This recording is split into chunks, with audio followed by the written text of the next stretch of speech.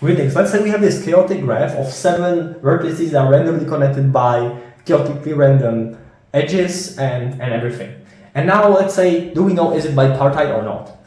Well, generally bipartite means basically a graph, its vertex set can be separated into 2 disjoint subsets that together make up the whole vertex set. So exactly 2 subsets that if they're in a union, they make up the vertex set, but they have no shared elements, so they're disjoint. And within that set itself, within that either of the subsets itself, its vertices cannot have any edges between each other, but they can only have edges to the other disjoint subsets vertices. So that means if we have, just a recap, not the main part of this one here, but let's say V, the vertex set of that graph G, must be a union between 2 sets, and they have no elements.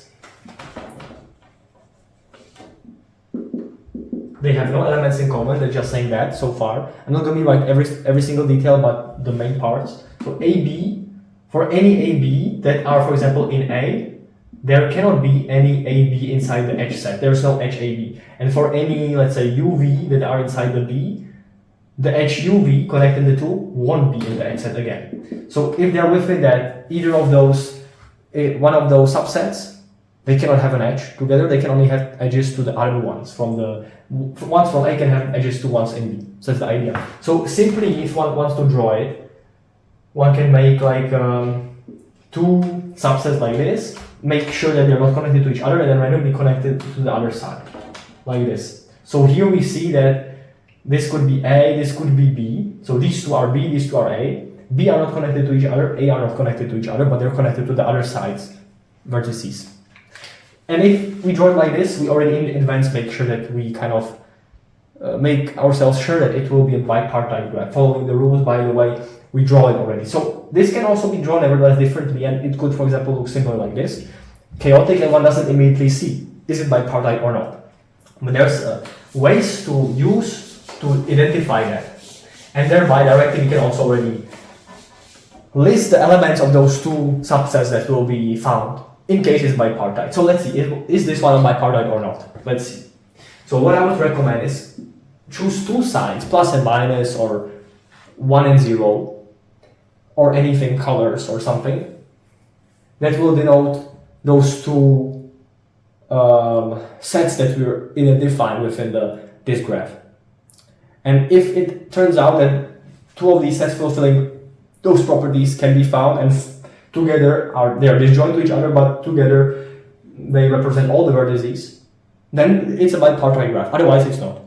So let's start, for example, with 1 and say I mark it plus, because any vertex within its, and plus will, let's say, the ones from the subset A, and minus will be the ones from the subset from the other subset.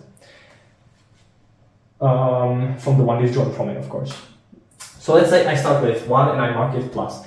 Then the ones next to it have edges with it. That means they cannot be in that same set. They must be in the other set. So I'll mark them with the opposite sign. And then I will do an iterative method with this further on. So from minus, there can be only pluses. So from 3, all the ones neighboring it through direct edges must have pluses. So far it looks fine. But here we spot an issue. Plus and plus next to each other, that cannot work. So here's a contradiction, and this graph as it is won't be bipartite. We can correct it in a second. And then we'll write down, after it was corrected, that now it can be a bipartite one, and we'll write down the 2 subsets. But now it's not yet. Now let's just proceed like we didn't see this one issue. So now we see 4 is plus, and the ones next to it must be minus. So this one is minus, this one is minus, and from a local perspective, we won't spot this error. We have to look throughout the whole graph. But if I were just going across 4 with that iterative method, by the way, it doesn't matter in which direction we proceed. So now, for example, at 4, it's plus itself, and the ones connected to it must be minus. Minus, minus, 5 must be minus. So now 5 will be even 5 with 7 and 6. It's opposite signs to it. The only problem in this whole graph, if we look at it really, is 1 is fine, minus around it. Around this minus, there's pluses. Around this pluses, there's minuses only. Around this 5, there is minus or only pluses. The only issue in the whole graph was the connection of 7 and 6. So let's say I change this graph now, and I want to make it bipartite. It couldn't be. Now I delete this edge, and now it becomes bipartite.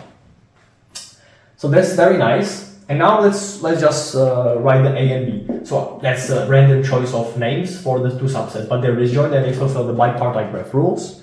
So let's list it. So now the ones that have plus are one subset, the ones with minus are the other one. Alright, again, doesn't matter how I name the subsets or what signs I use, they just have to be opposite to each other. Somehow denote one group and the other. So the ones with plus, for example, I will put to A, so 1, 4, 7, and 6. And the remaining minus ones will be 2, 5, 3 in B. So hereby we got a random graph. It had named vertices, but it was very chaotically interconnected. We couldn't see is it bipartite or not. It turned out not to be, but then I just deleted one edge and it became bipartite. And with the information we had already, we just saw that one edge has to be removed. And our information with the pluses and minuses directly serve as information to split it into the two disjoint sets.